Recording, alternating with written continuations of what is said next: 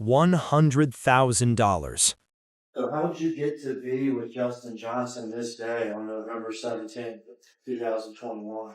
Uh, we knew that, they had heat on Dolph and them head or whatever, so Who had a hit on whose head? Big Jook had a hit on Dolph head or whatnot, so How do you know that Big Jook had a hit on Dolph's head? Quick had told me about it, Quick, and I was in being just How much money was it supposed to be? 100. That was the number floating through the streets of Memphis.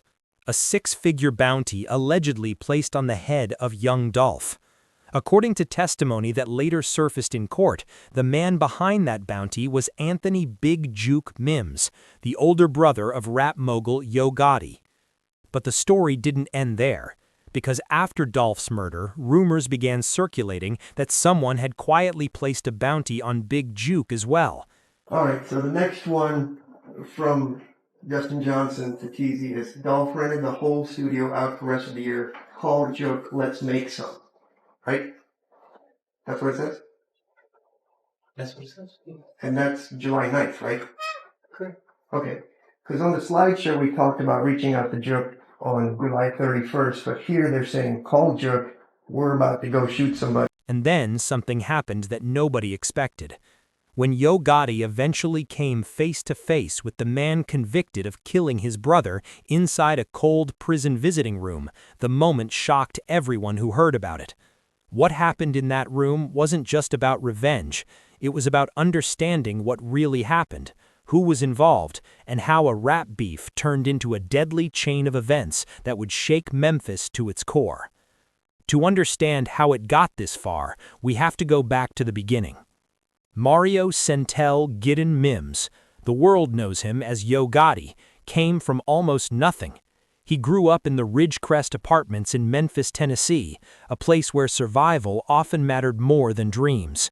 It shows on 11/16/2021 at 17:37, 15 hours. Looks like a 331-second outgoing call from Justin Johnson to Anthony Mims. Right. And you did that much nicer on your slideshow. I just sort of went in and downloaded the actual CDR thing. In neighborhoods like that, success stories were rare, and the streets swallowed most young men before they ever had a chance. But young Mario was determined to escape. Throughout the late 1990s and early 2000s, he hustled relentlessly. Not just in the streets, but in music. He recorded underground mixtapes and sold them out of car trunks, hand to hand, long before streaming or social media existed. Albums like From the Dope Game to the Rap Game built his reputation locally, but it wasn't until 2012's Live from the Kitchen that Yo Gotti truly started catching national attention. Then, in 2016, everything changed. His single Down in the DM exploded across radio stations, clubs, and social media. Suddenly, Yo Gotti wasn't just a Memphis rapper anymore. He was a national name in hip-hop. But what separated Yo Gotti from countless rappers who scored one hit and disappeared was something else entirely. He wasn't just building a rap career, he was building an empire. That empire was CMG, Collective Music Group, originally known as Cocaine Music Group. It's a text from Justin Johnson to Jook. He testified about that, please? Yes, sure. Who are the texts from? So it's from Justin Johnson to Anthony Mims. And I know there's more than one text, but I'm concerned about the one on record. I'm starting with the... Founded in 2012, the label slowly grew into one of the most powerful independent forces in hip-hop. Over the next decade, CMG signed major names like Moneybagg Yo, Black Youngsta, Glorilla, and ESTG. Partnerships with Interscope Records gave the label corporate backing and distribution power. Meanwhile, Yo Gotti himself diversified his money. Real estate investments, business ventures, even purchasing an ownership stake in DC United, a Major League Soccer team. While many rappers were focused on the next hit record, Yo Gotti was playing a completely different game. He was playing chess. But every empire has a second in command, and for CMG, that man was Anthony Big Jook Mims. Born around 1976, Big Jook was Yo Gotti's older brother and the invisible backbone behind much of CMG's street presence. While Gotti handled the business meetings, label partnerships, and corporate image, Big Jook was often described as the one managing the street side of the operation. We've already discussed all the hardware store and all the other stuff. With regards to Jook, did you all ever try to interview Jook? Yes. When did you try to do that? When we executed a search warrant on his phone Okay. when he was at the airport. Okay. It wasn't annotated that you had talked to him anywhere in the police force. The lead detective said you guys never reached out to him. Talent scouting, promotions, street connections, the things that couldn't always be handled in boardrooms. You could see Big Jook in music videos, flashing designer outfits, stepping out of luxury cars, and moving through Memphis with the confidence of someone deeply respected and feared. To many people on Memphis's north side, he was the big homie. But whispers followed him everywhere.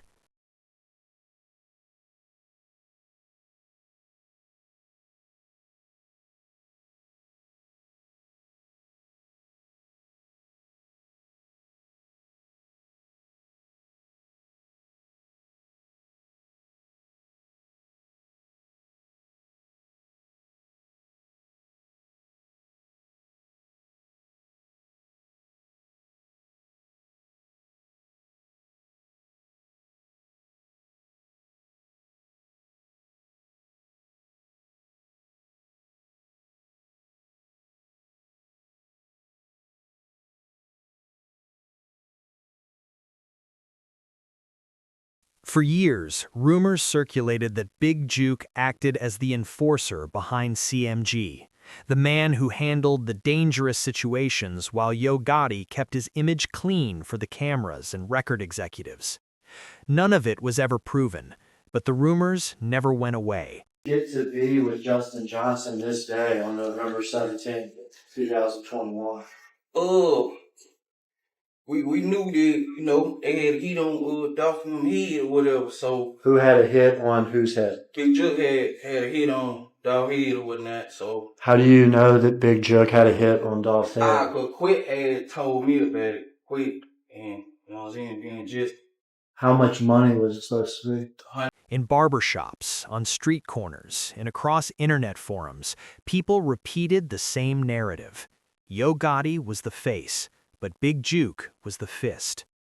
Despite all the speculation, the bond between the two brothers was undeniable. They had grown up together in poverty, watching violence and crime shape the world around them. In Memphis, loyalty wasn't optional, it was survival. In a 2020 interview, Yo Gotti spoke about his brother publicly. "My brother been my rock," he said. "He taught me the game." At the time, those words sounded like simple admiration between two brothers who had built something together. But in hindsight, they carried a much darker meaning, because the game Big Jook taught was about to turn deadly. Enter Young Dolph, Adolph Thornton Jr., the face of Paper Route Empire. And you testified earlier about this, just to be clear, Govan. Govan, before they hit on Dolph, before you did it, had already negotiated with you to get $10,000. yeah, for me, and 10,000 just. If Yo Gotti represented the power of labels and business expansion, Dolph represented the opposite, pure independence. He wasn't just another Memphis rapper, he was a movement. Paper Route Empire became a symbol of self-made success in hip-hop. Dolph famously rejected major label deals and built his brand independently. I want to be clear about, I'm going to get to that in a minute, but I want to make sure $10,000 to you, you talked about it before, and then he came back to you after the fact and asked you about the 10 because he wanted his money, right? Showing other artists that they didn't need the traditional industry machine to succeed. That independence made him respected, but it also made him a threat. The tension between CMG and PRE began around 2014, when Dolph allegedly turned down a deal from Yo Gotti's camp. What started as a business disagreement slowly turned into one of the most dangerous rap beefs in modern hip-hop. Diss tracks started flying. In 2017, Dolph released Play With Ya Bitch, a song widely believed to be aimed directly at Yo Gotti. The track questioned Gotti's credibility and ignited a war of words. CMG responded with subliminal shots, including lines in Designer Party. Some fans thought the beef was staged, a publicity stunt to boost streams, but then the bullets started flying. Later in 2017, Dolph's SUV was ambushed in Charlotte, North Carolina. More than 100 shots were fired into the vehicle. Miraculously, Dolph survived. Months later, another shooting attempt occurred in Los Angeles. Again, Dolph survived. Where were you at when you heard the news that Jook had passed away? And how did it affect you? I think I was riding down the street. I got a call, and I just was like, damn, I hated it for Big Daddy, I hate that for anybody that I know. Street rumors immediately pointed fingers at Big Jook as the alleged orchestrator of the attacks, but no charges were ever filed, and Yo Gotti remained silent. In one viral clip, when asked about the situation, he simply responded, "I don't go back and forth on the internet. You're never gonna win." The tension between CMG and PRE continued to build, but nobody could have predicted what would happen next. November 17th, 2021. Young Dolph walked into Makeda's Cookies in Memphis.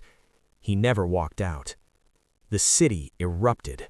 And when the murder trials began, the names that surfaced shocked the entire hip-hop world. Was that a funeral and he was taking a smoke break, or? Yeah, he was at a repast, when they going to celebrate, the life or whatever. Went outside to take a smoke break. And there it was. Court testimony revealed that Justin Straight Drop Johnson had been in direct contact with Big Jook. Phone records showed a 331-second call between Johnson and Anthony Big Jook Mins the day before Dolph was killed. 5.5 minutes. Investigators and prosecutors began piecing together a theory that would shake Memphis, that the murder may have been planned from the top down. Then came the testimony that changed everything. Cornelius Smith, one of the admitted shooters, took the stand in what he said stunned the courtroom. According to Smith, there was a bounty, $100,000 on Young Dolph's head, money allegedly offered by Big Jook and funneled through a middleman named Hernandez Govan. Govan. All right, and who is Govan? Hernandez Govan Quick. You know about Quick. Okay, who is Quick? Associate. All right, you say associate. Is he younger or older than you? Older. What neighborhood does he hang out in? Orange Mountain. Does he live over there? Yes, sir, he did. Do you know what street his house is on? Bracket. You familiar with that street? Yes, sir. A rap beef had turned into a murder-for-hire plot, and the fallout from that revelation would ripple through Memphis for years to come. But fate had one final twist waiting, because before Big Jook could ever stand trial, someone got to him first. January 13th, 2024. Just after 4:15 p.m., outside the Perignon's Restaurant and Event Center in Memphis's Hickory Hill neighborhood, Big Jook was ambushed. He had just attended a funeral repast, a gathering meant to honor someone who had passed away.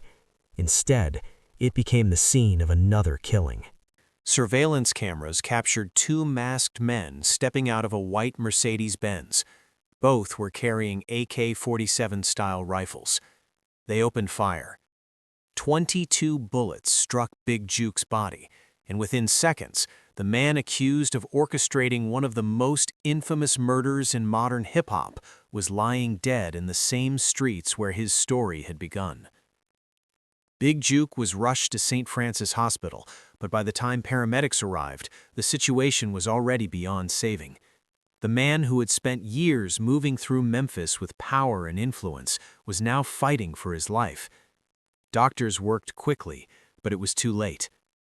Anthony Big Jook Mims was pronounced dead shortly after arriving at the hospital. The man who had allegedly orchestrated violence against others had now become a victim of the same ruthless game. In Memphis, the streets have a long memory, and revenge often arrives when you least expect it. The timing of Big Jook's murder didn't feel random. To many people watching from the outside, it looked almost too perfect to be a coincidence. This wasn't chaos, this was calculation. The Memphis Police Department quickly classified the shooting as a targeted attack, confirming what the streets already believed. This wasn't a robbery, it wasn't a misunderstanding, it wasn't random violence, it was an execution. Plain and simple. Police released surveillance photos of the suspected getaway vehicle, a white Mercedes-Benz seen fleeing the scene moments after the gunfire. Despite the clear footage, no suspects were publicly identified, and the silence from investigators only made the speculation grow louder. Hernandez Govan, the man prosecutors once described as the middleman in Young Dolph's murder plot, later spoke about learning of Big Jook's death during a post-acquittal interview. Even Govan, who had spent years under the shadow of murder allegations, sounded stunned. He described hearing the news and struggling to process it. The situation felt surreal. One moment, Big Jook had been attending a funeral gathering, stepping outside briefly for a smoke break, and the next moment, he was dead. The same streets he had allegedly controlled for years had claimed his life in broad daylight. As of February 1, 2026, no arrests had been made in Big Jook's murder. The investigation officially remained open, but the Memphis Police Department refused to release additional information, citing concerns about leaks. For many residents of Memphis, that explanation wasn't enough. The lack of progress frustrated the community and fueled an endless wave of speculation about who ordered the hit and who pulled the trigger. The streets immediately pointed fingers at PRE, Paper Route Empire. Rumors spread quickly, naming various affiliates. Some whispered that Key Glock, Young Dolph's cousin and one of the biggest artists on PRE's roster, might have been connected in some way. Others suggested different names tied to Dolph's extended circle. But none of it was confirmed. And without evidence, it remained exactly what it was: rumors. Still, one thing was certain. The cycle of violence that began with Dolph's murder was far from over. Then came January 2026. Another name suddenly appeared in headlines: Lil Kenny, whose real name is Kenneth Watson, a rapper associated with Dolph and PRE, was arrested after a high-speed police chase that ended with drugs and firearms recovered from the vehicle. The arrest itself had nothing to do with Big Jook's murder, but that didn't stop the internet. Within hours, YouTube channels, blogs, and social media pages exploded with theories, claiming the arrest was somehow connected to the assassination. Some fans even pointed to lyrics from Kenny's music, interpreting certain lines as subtle confessions. There was no official confirmation linking him to the shooting, but in a city already drowning in suspicion, the speculation spread like wildfire. And that's where this story takes its most unbelievable turn, because everything up to this point, the murders, the trials, the revenge, was already shocking enough. But what allegedly happened next pushed the entire situation into a different category entirely. Something that would be talked about in hip-hop circles for years. Something nobody saw coming. After Justin Straight Drop Johnson was convicted for Young Dolph's murder and sentenced to life in prison, he was placed in a correctional facility awaiting transfer to begin serving his sentence. Meanwhile, Yo Gotti had watched the entire saga unfold from a distance. Every development hit him like a body blow. Courtroom testimony repeatedly dragged his brother's name through the mud. Prosecutors painted Big Jook as the mastermind behind Dolph's murder, the man who allegedly placed a $100,000 bounty on Dolph's life. The same brother who had helped him build an empire, the same brother he once called his rock.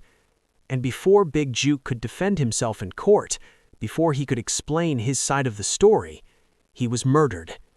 22 bullets outside a restaurant, executed in the same city where they had both grown up. The aftermath was brutal. No suspects, no arrests, just silence from investigators and endless rumors online. More than 2 years after Big Jook's murder, police still hadn't named a single suspect. The investigation technically remained open, but many people in Memphis had begun to lose faith that the truth would ever come out. The situation only grew darker when court documents in 2025 revealed rumors of an alleged hit list connected to the CMG and PRE conflict, claims that Big Jook may have planned attacks against additional Paper Route Empire members. Those allegations sent shockwaves through the industry. If true, it meant the conflict had gone beyond 2 rappers exchanging diss tracks. It had become a full-scale war. And for Yo Gotti, the emotional toll was enormous. His brother wasn't just being accused of one murder. The narrative being built in court painted him as someone planning a campaign of violence. Whether Yo Gotti believed those allegations or dismissed them as lies designed to destroy his brother's legacy, the damage was done. Grief slowly turned into anger, and anger eventually turned into something darker. According to anonymous sources familiar with the situation, Yo Gotti allegedly managed to arrange a prison visit with Justin Johnson not long after Johnson's sentencing. How he ended up on the approved visitor list remains unclear. Some believe Yo Gotti's powerful industry connections played a role. Others claim money may have changed hands. Prison officials have never confirmed or denied the details. What allegedly happened inside that visiting room has only been reconstructed from scattered witness accounts and internal reports. But those reports describe a meeting that quickly spiraled out of control. Yo Gotti sat across from the man convicted of murdering Young Dolph, a murder prosecutors believed had been orchestrated by his own brother. The irony of the situation was almost unbearable. 2 men from the same city, 2 men shaped by the same streets, both forever tied together by a chain of violence. The conversation reportedly began calmly. Johnson allegedly spoke about how he once dreamed of signing to CMG before everything fell apart. During the trial, testimony had revealed that Johnson sent a message after the murder saying, "We got him." Those words echoed through the courtroom. And now the man who sent that message was sitting across from Yo Gotti. But Gotti hadn't come to talk about music. He came for answers. Who killed Big Jook? Who ordered it? Who pulled the trigger? Johnson had been locked up when Big Jook died, but he knew the streets, he knew the players, and he knew how these situations unfolded. According to witnesses, when Johnson refused to give up information or possibly said something that crossed a line, the situation exploded. In a moment of pure rage, Yo Gotti allegedly attacked. Using a makeshift weapon reportedly fashioned from materials inside the facility, he lunged across the table. The attack happened fast. Guards rushed in within seconds, but by the time they pulled him away, Johnson had suffered multiple stab wounds. Medical staff rushed to treat him while officers restrained Yo Gotti and placed him in custody. Within hours, news of the incident spread across social media. The man who built CMG into a $100 million empire, the businessman who invested in real estate, music, and professional sports, the rapper who maintained a polished public image for decades, had just committed an act of violence inside a prison visiting room. Legal analysts immediately began debating the potential charges: assault with a deadly weapon, attempted murder, smuggling contraband into a correctional facility. The list grew quickly. And as prosecutors reviewed the case, Yo Gotti's legal team rushed to control the narrative. But with security cameras and witnesses inside the prison, denying the incident would be nearly impossible. Beyond the courtroom drama, the deeper tragedy remained the same. This wasn't just a fight between 2 men. It was the bloody culmination of a decade-long war between CMG and PRE, between 2 philosophies of success, empire building versus independence, Yo Gotti versus Young Dolph. And the cost of that war had been devastating. Memphis continues to record more than 300 murders every year, many of them connected to street conflicts that overlap with the rap world. Artists have begun leaving the city, unwilling to risk becoming the next victim in a conflict that seems to have no ending. Even Key Glock, Dolph's cousin and one of PRE's biggest stars, reportedly moved away after Dolph's death, putting distance between himself and the streets that had already taken one member of his family. The cycle of violence continues, passed down from one generation to the next like a curse. The music that once promised a way out of the streets has instead become, for many, a path to prison or the grave. And as the legal drama surrounding Yo Gotti unfolds, the future of CMG, one of hip-hop's most successful independent labels, hangs in uncertainty. Artists remain silent, public appearances are canceled, social media pages have gone quiet, and the entire industry is watching, waiting to see what happens next. Some people say Yo Gotti's actions were understandable, a grieving brother seeking revenge for the man who killed his sibling. Others argue that if the allegations against Big Jook were true, then the violence that started this war eventually came back to claim its own price. The debate over who was really wrong in the CMG versus PRE conflict has reignited with new intensity. Old accusations are being dug up again, and every detail of this deadly rivalry is being re-examined. But one thing is undeniable. The streets always collect their debts. Young Dolph lost his life at Makeda's Cookies in 2021. Big Jook was gunned down outside a Memphis restaurant in 2024. And now, Yo Gotti has sacrificed his freedom, his empire, and the legacy he spent decades building. All of it gone in a single moment of rage. The Memphis rap scene will never be the same after this. A city that once produced legends like 3-6 Mafia, 8 Ball and MJG, and Project Pat is now forever marked by this conflict. Because when you look at the bodies in the ground and the men sitting behind bars, one thing becomes painfully clear. There were never any winners in this war, only losses. And as the sun sets over Memphis tonight, one question still hangs in the air. How many more lives will be destroyed before this cycle of violence finally ends? The streets are watching, and the streets never forget. If you enjoyed this video, check out the next one on your screen.